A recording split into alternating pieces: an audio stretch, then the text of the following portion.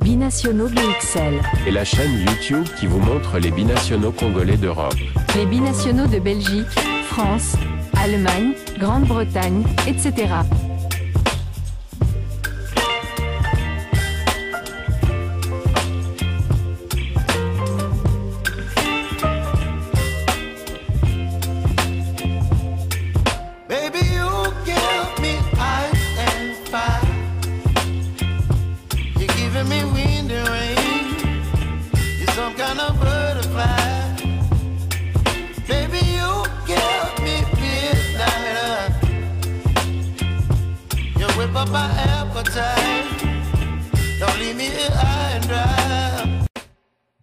Bonjour à tous, nous allons parler mercato estival dans ce nouveau sujet que nous vous proposons. Il s'agit du mercato de l'international congolais du Sporting Braga, club portugais de D1. Les heures de saveur du mariage entre le Congolais, Simon Banza et le SC Braga virent au vinaigre depuis le début de la saison sportive 2024 à 2025. Le léopard n'est plus en odeur de sainteté avec le club portugais. L'ancien Lensois, porté par les envies d'ailleurs, n'entre plus dans le plan de Braga. Selon Maïs Football, l'avant-centre est relégué dans l'équipe B du club. Les raisons disciplinaires ont motivé la décision de la direction. L'entraîneur de Braga, Carvalhal, a évoqué le manque d'engagement du Congolais et l'attitude du joueur âgé de 28 ans. Meilleur buteur de Braga la saison dernière en championnat, Simon Banza a suscité l'intérêt de Al Douaïl en début du mois d'août 2024. Le transfert n'a pas abouti. Les deux clubs ne sont pas parvenus à un accord pour le départ du léopard. Dans le monde du football, les rebondissements sont monnaie courante, et c'est une nouvelle fois le cas avec Simon Banza, l'international congolais évoluant au Sporting Braga. D'après diverses sources, Simon Banza exprimerait son désir de quitter le Sporting Braga, mais les offres reçues jusqu'à présent n'auraient pas convaincu le président Antonio Salvador. Des clubs prestigieux tels que West Ham United et l'Olympique de Marseille se seraient montrés intéressés par le recrutement du joueur. Cependant, les négociations semblent stagner, laissant planer le doute quant à l'avenir de Banza. Ainsi, l'attaquant congolais se retrouve relégué à l'équipe B du Sporting Braga, un événement qui pourrait annoncer un départ anticipé avant la fin du mercato estival.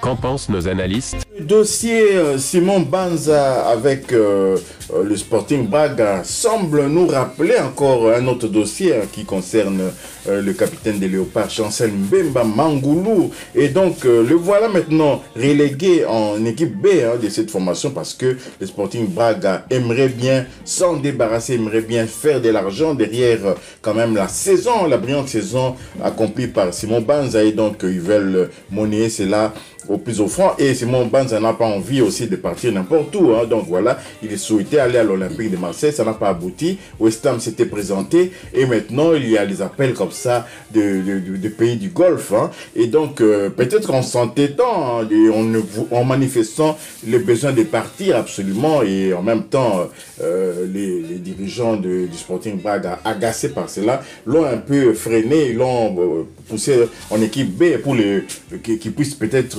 manifester une autre attitude. Là, on a justifié cela en disant qu'il ne manifeste pas de l'enthousiasme à l'entraînement, il est un peu amorphe, on ne peut pas compter sur un tel joueur, et donc voilà, il est relégué en équipe B. Qu'en pensez-vous un peu de ces dossiers?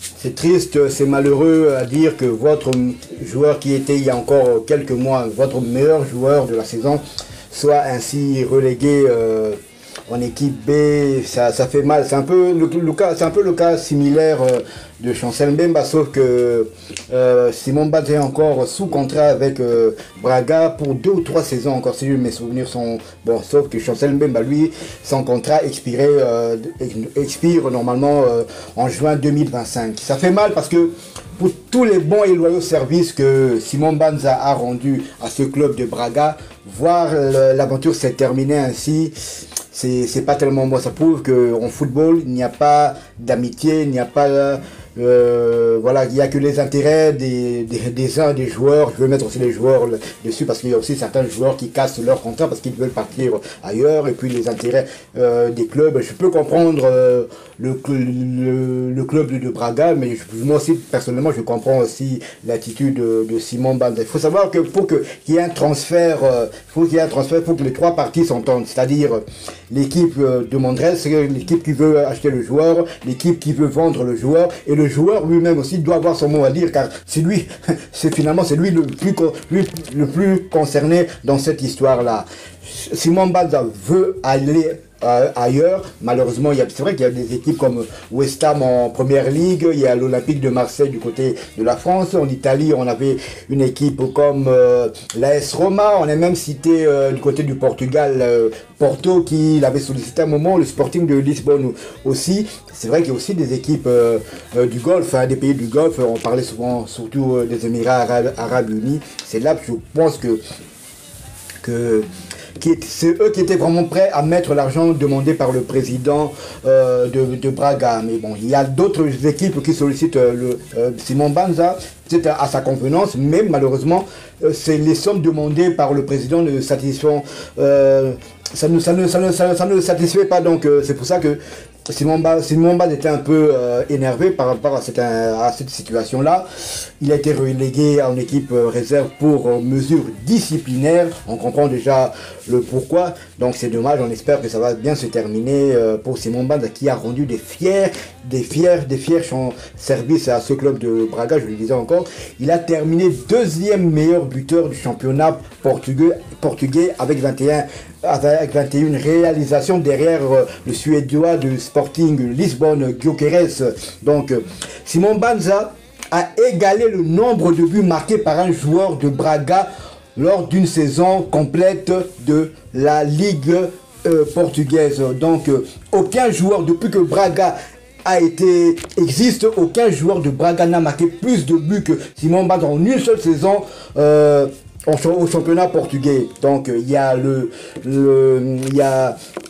l'Angolais Chico Gordo dans les années 70, je pense qu'il avait marqué 21 buts. Donc Simon Banza vient d'égaler ce record-là qui date de plus de 40 ans. Donc voilà quoi. Donc c'est vraiment dommage pour celui qui a rendu de fiers services à cette équipe.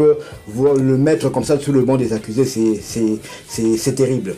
Et sans Simon Banza, justement, cette formation du Sporting Braga, comment se comporte-t-elle depuis le début de la saison? Parce que la saison a commencé et la formation du Sporting Braga a joué en déplacement du côté d'un club de Porto, mais ce n'était pas le Football Club Porto, c'était le Boavista de Porto. Comment s'est déroulée cette rencontre? Je pense que la formation de Braga s'est imposée 0-1 contre le Sporting, contre le Boavista de Porto. Et justement, Simon Banza n'était pas là. Ça donne raison lorsqu'une équipe s'impose son avant-centre. Et ils auront tendance à dire, voilà, il peut aller sur les bancs. Nous avons du répondant et des remplaçants qui peuvent aussi marquer des buts sans lui. Donc voilà, Simon Banza, dans l'équipe B, ça ne fait pas nos affaires parce que les Léopards, la RDC ont deux rencontres importantes déjà au mois de septembre là, et Simon Banza qui ne s'était pas vraiment entraîné, on peut dire, avec cette équipe pendant ces mercato estivales en cherchant où aller. Il était encore dans l'incertitude de sa future destination. Va-t-il rester? Va-t-il partir? Et donc, dans sa tête aussi, ça gamberge un peu. Il n'a pas pu vraiment donner les meilleurs qu'on peut espérer. Et donc, pour nous, c'est une mauvaise affaire. Simon Banza qui ne joue pas, Simon Banza avec l'équipe B. Je ne sais pas comment se déroulent les championnats des équipes B là-bas au Portugal. Mais en tout cas, Simon Banza ne sera peut-être pas en forme pour les échéances du mois de septembre. Tout à fait. Ils ont certes gagné aussi en Europa League lors du 3e tour préliminaire de l'Europa League. Ils sont qualifiés au détriment des Suisses du Servette FC. Donc ils avaient fait 0-0 du côté du Portugal. Et au match retour, Braga l'avait emporté 0-2 sans Simon Banza. Donc c'est peut-être pour cela que le président s'est dit que on est quand même qualifié en Europa League pour le dernier tour des barrages sans Simon Banza. Donc voilà, comme il ne veut pas obtempérer, je le mets dans le noyau B. s'il n'y a aucune équipe qui veut mettre l'argent demandé sur la table, eh ben, il restera en équipe B. Mais ça, c'est pas aussi très intelligent. Enfin, ça, c'est mon humble avis de la part du président, parce que plus il ne joue pas, plus sa valeur marchande aussi va diminuer. Donc, il faudrait plutôt le mettre en vitrine, comme peut-être il y aurait d'autres prétendants qui viendront à la rescousse, à la charge. Voilà. Mais là, en jouant qu'avec l'équipe réserve, personne ne le voit. Une équipe va dire peut-être, bon, moi je mets 10 millions, d'ailleurs votre joueur ne joue même pas en équipe première, tout ça. Donc le président sera peut-être obligé de l'accepter, au lieu que Simon Banza fasse ses preuves d'abord au championnat portugais et fasse ses preuves aussi du côté de l'Europa League. Là, il ne pourra plus le faire. C'est dommage, parce que sa valeur marchande ne fera que baisser. Voilà, nous sommes arrivés à la fin de ces sujets. Restez scotchés à Binationaux BXL, parce que on va suivre ce mercato jusqu'au bout. Il y a plusieurs sujets, des portraits encore qu'on doit faire bientôt. Il y aura la liste de Sébastien Desabre. Si vous avez aimé ce sujet, merci de liker, merci de commenter, merci également de partager cette vidéo. Abonnez-vous pour ceux qui ne sont pas encore abonnés à Binationaux BXL, sans oublier d'activer la petite cloche de notification qui vous permettra de ne pas manquer les prochaines vidéos que nous allons mettre en ligne. Binationaux BXL vous dit au revoir. Binationaux BXL. Et la chaîne YouTube qui vous montre les binationaux congolais d'Europe. Les binationaux de Belgique, France, Allemagne, Grande-Bretagne, etc.